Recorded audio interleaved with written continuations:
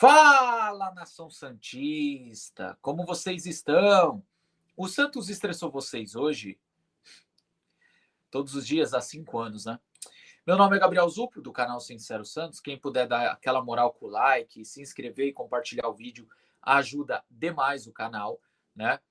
E se você tiver Instagram, seguir a página do canal, @SinceroSantos. Rapaziada, eu tô aqui para um vídeo de desabafo, né? Achei que ia demorar a ter outro desse, mas é o Santos, né? Sempre iludindo a gente. Mano, eu vou começar falando sobre os jogadores, diretoria, e depois eu vou trazer os melhores momentos falando dos sempre os mesmos erros. Bom, eu vou começar falando do Vojvoda, né?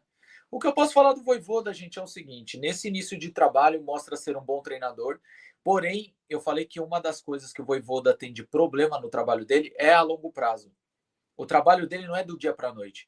Eu falei que no Fortaleza ele tinha um campeonato cearense. Rapaziada, se o Fortaleza fizer força no campeonato cearense, o máximo que vai acontecer é ficar fora da final. Ele pode ir mal numa Copa do Nordeste. Tanto faz como tanto fez.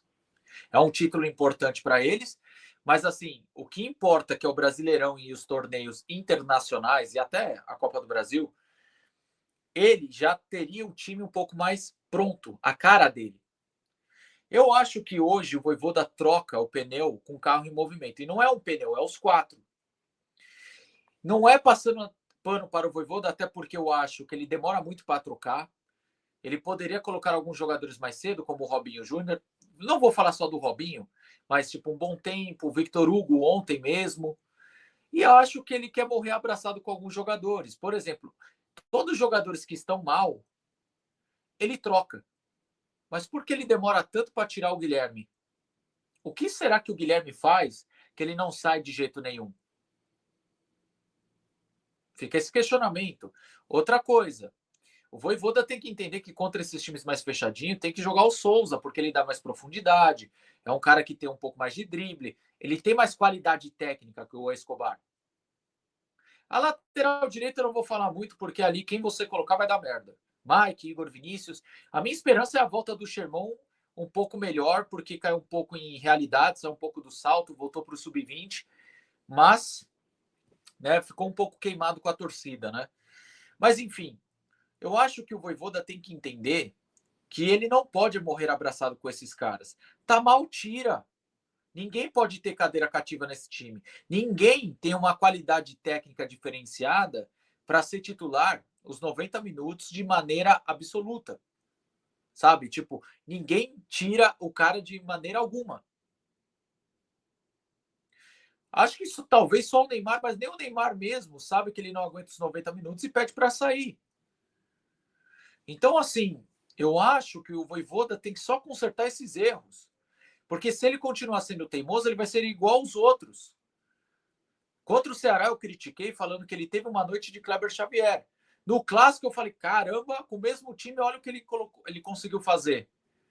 Ontem, voltou a ter noite de Kleber Xavier. Só que também eu entendo ele, porque ele olha para o banco e ele fala: quem eu coloco? Porque ou é um garoto muito novo, ou é um jogador contestado. Vai colocar quem? O Bilal? Um cara que tinha números contestados na França, não consegue nem ser convocado para a Argélia. E olha que eu adoro Copa do Mundo, acompanho as eliminatórias. A Argélia não é tudo isso. E o cara não tem muitas convocações. Então, assim, o que eu penso? O Vojvoda foi contratado com a janela praticamente fechada. Ele pôde palpitar poucas coisas. Então, eu acho que, assim, isso mostra um erro de planejamento. Aí eu chego no maior culpado. O maior culpado se chama Marcelo Teixeira e dessa vez Alexandre Matos. Por quê? Porque eles deveriam ter demitido o Kleber mesmo com a vitória em cima do Fortaleza. Porque ali, se você traz um Vojvoda naquele momento, um mês para trabalhar, um mês para colocar a cara dele, um mês para reformular um pouco a equipe. Aí o seu Marcelo Teixeira quer me falar que não pode comparar o Santos com o Mirassol porque o Mirassol não tem pressão. Cara, a questão não é essa. O Mirassol com uma folha salarial de 4 milhões, que é o valor salarial do Neymar, Tá ali brigando por Libertadores. E a gente, com uma folha de 32 milhões, está na zona do rebaixamento. Enquanto o Marcelo Teixeira está rebolando em palco, a gente está sofrendo, agoniado aqui. A gente sabe que se o Santos cair dessa vez, vai ser pior que 2023. Porque foi difícil em 2024 aliviar folha. Imagina agora com uma folha salarial de 32 milhões. Quem vai pagar 1.3 milhões na geladeira do Tiquinho? Quem vai pagar 800 mil no Tassiano? Né? Então, assim, olha a nossa situação como vai ficar. Nação Santista, é um momento da gente ajoelhar e rezar. Por mais que alguém que esteja assistindo aqui o canal seja teu, cara, tá, é o momento de você se converter, irmão. Porque, cara, é só um milagre para salvar o Santos agora. A gente tem 10 jogos e tem que ganhar metade. O Santos não fez isso o ano inteiro. Então, a minha expectativa é ruim. Eu falei aqui, eu não tô para te dar um abraço mentiroso. Eu tô aqui para te dar um soco de verdade, irmão. Então, para mim, o principal culpado é a diretoria por um planejamento ridículo. Eu não vou falar tanto do Caixinha, mas o erro na questão do Caixinha, eliminado do Paulistão, gosta ou não gosta do trabalho dele? Gosta, dá respaldo pelo menos um turno. Não gosta, manda embora antes do início do Brasileirão. Enrolou, deu 3 rodadas, mandou embora. Perdeu uma mini pré-temporada entre Paulistão e Brasileiro. Aí veio essa porra chamada Kleber Xavier, que nem treinador era auxiliar do auxiliar. O cara ainda conseguiu algumas vitórias que caíram do céu, como Cruzeiro, Flamengo, né?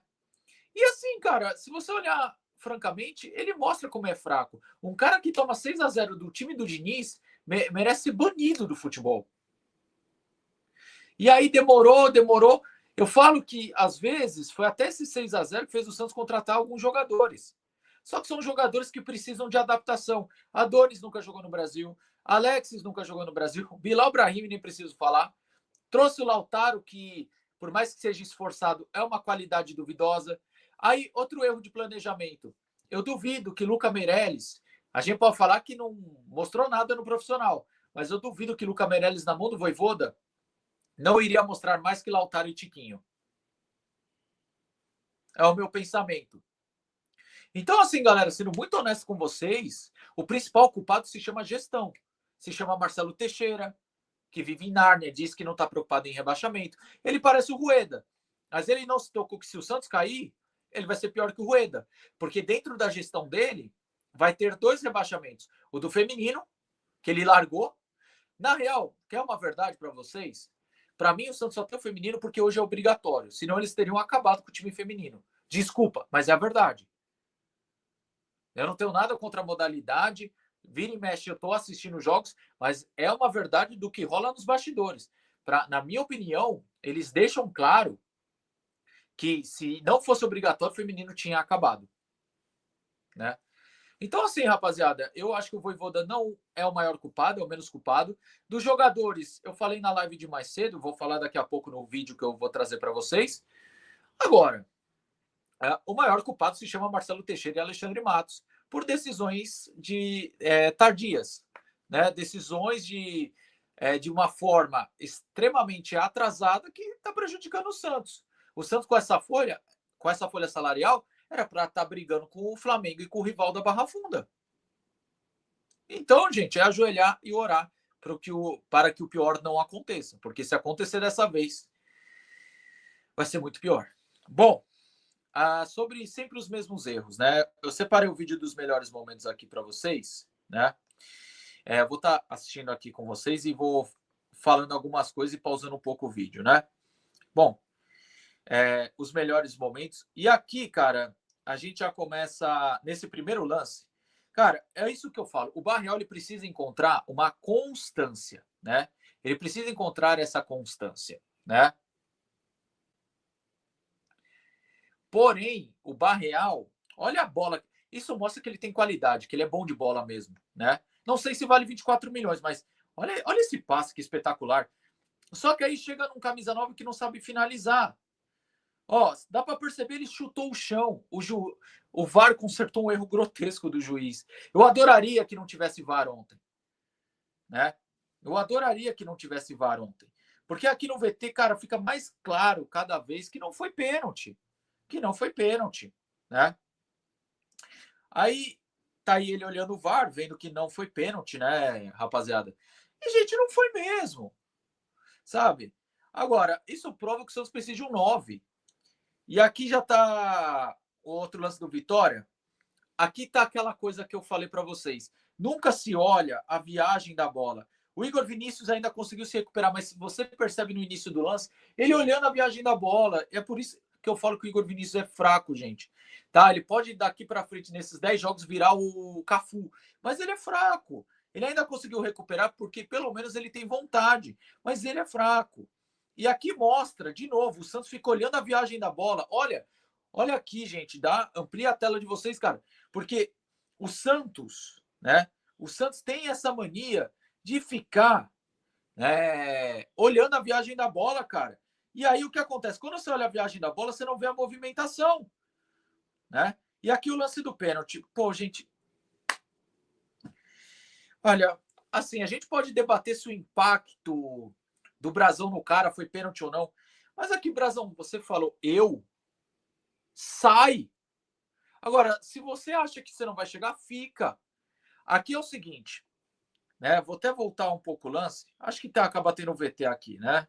Do lance, né? Porque assim, ó, aqui vou pausar aqui. Nesse exato momento, se o Brasão vê que vai chegar, grita que nem louco e sai socando, porque se tem a trombada dele com o atacante, com a bola vindo para ele, nunca seria dado pênalti. Mas como o Adonis ganha tranquilamente, não tem o impacto do Brasão com a bola. Não tem uma disputa. Tem uma característica, acho que é essa a palavra, tipo, de uma falta fora do lance. E, gente, infelizmente foi. Não tem o que falar, mano. Não tem o que falar. Eu não sei se o Brasão tá com algum problema psicológico pela questão do pai. Eu não me envolvo nisso, eu não quero comentar isso, eu acho sacanagem eu ficar entrando nesse tema de problema particular. Mas, cara, ele tá errando todo o jogo, cara, no momento decisivo. E aqui no pênalti, gente, vou repetir, para mim é obrigação do atacante fazer o gol de pênalti. A única coisa que eu cobro do goleiro é esperar o máximo possível. Até porque o Mateuzinho bateu no meio, né? Bom, tá aí o gol do Vitória, infelizmente, eu sei que dói, mas temos que ver isso daqui. Agora, ó, aí já começa aqueles lançamentos na área absurdo. O Santos não tem criatividade, começa a alçar na área. Olha isso aqui, cara. Ó, a dificuldade. Aqui pega a bola, não tem aproximação. Agora, esse único lance de perigo do Santos no primeiro tempo foi na maior cagada do mundo. O Escobar foi dar um bumba meu boi na área e quase encobriu o Lucas Arcanjo. Mas, repito, cadê a aproximação? O time todo estático. Roleiser e Barrel pega na bola, o time tá estático. Ó, eu duvido que o Escobar tentou encobrir o Lucas Arcanjo. E esse lance é patético, né? Porque aqui o Escobar tem que ter uma leitura. Porque se o Luan vai dar o combate, desvia do lance e vai para a cobertura. Ou ele chega para o Luan e fala: Luan, fica na cobertura que aqui é meu. Aqui é um erro de comunicação. E aqui é o que eu falei. A nossa sorte é que o jogador do Vitória é muito ruim, mano. Ó como é ruim. Sério, mano. Porque aqui, se fosse um jogador de um pouco mais técnica, faria o gol. Continuando aqui o vídeo, aí começa aquela pressão absurda do Santos, né? Aí tá um erro de finalização do Barreal, que o Barreal foi muito mal nesse lance. Aí o que eu falo, ó, vocês querem criticar o Roleiser. Dominou, 2 em cima dele. Quem tá próximo dele? Só o atacante aqui à direita. Se eu não me engano, deve ser o Vitor Hugo aqui. Agora não vou lembrar. Só que assim, não tem como ele vai girar o corpo ali para a direita. Então ele ainda consegue fazer a jogada, ele ainda consegue sair e fazer a finalização. Só que, mano, é isso que eu falo. Nesse tipo de vídeo eu mostro, porque o Roleiser pega a bola e ninguém se aproxima dele. Quer chamar o Roleiser de merda, de enganação, que não vale 66 milhões? Beleza, mas entenda também que ele pega na bola e os caras somem. Deixa eu ver qual que é esse lance agora. Esse é o lance bizonho? Ô, Guilherme, me ajuda a te ajudar, irmão. Chega chapando. Chega chapando. Porque ali, se você erra chapando, ninguém estaria falando nada hoje. Ia falar, pô, que falta de sorte do Guilherme. Agora, tentar essa bola de cabeça é sacanagem. Aí, acabou batendo desespero e quase aconteceu a pior coisa do mundo. A gente quase tomou o gol do Lucas Braga aqui. A sorte que o Lucas Braga, o pessoal falou que ele não quis fazer o gol. O Lucas Braga é isso, ele é ruim mesmo, né? Desculpa, Lucas Braga, você desse um cara muito da hora, um cara muito firmeza, mas você é fraco tecnicamente. Essa é a nossa sorte, porque o Brasil também quis adivinhar a finalização, né? Então é isso, gente. O Santos quase tomou o segundo gol na base do desespero. Aí no final tem aquele desespero. Aí aqui, eu quero até voltar um pouco esse último lance. Deixa eu voltar. Aqui mostra que o nosso único atacante que tem drible é o Robinho. Ele dribla, né? Abre espaço e faz o cruzamento. Só que aí, ó o nosso atacante de 1.300.000. O Souza, de forma inteligente, ele viu que não daria para fazer o gol que o Arcanjo fechou. Falou, vou cabecear para o meio da área. A bola bate na geladeira do Tiquinho e sai. E o Tiquinho acabou sendo mais zagueiro do que outra coisa, né? E por fim, né, esse último lance. E de novo quem? Roleiser. Roleiser foi o único que jogou. Roleiser foi o único que tentou algo. Então o Santos tem sempre os mesmos erros. Bom, rapaziada, o vídeo é esse aí. Tomara que vocês tenham gostado. Comente aqui o que você achou. E se você quer que eu traga sempre essa questão dos melhores momentos, tá? Que aí eu posso pensar em trazer de volta aqui no canal, seja em live ou em vídeo. Tamo junto, até a próxima e sempre Santos.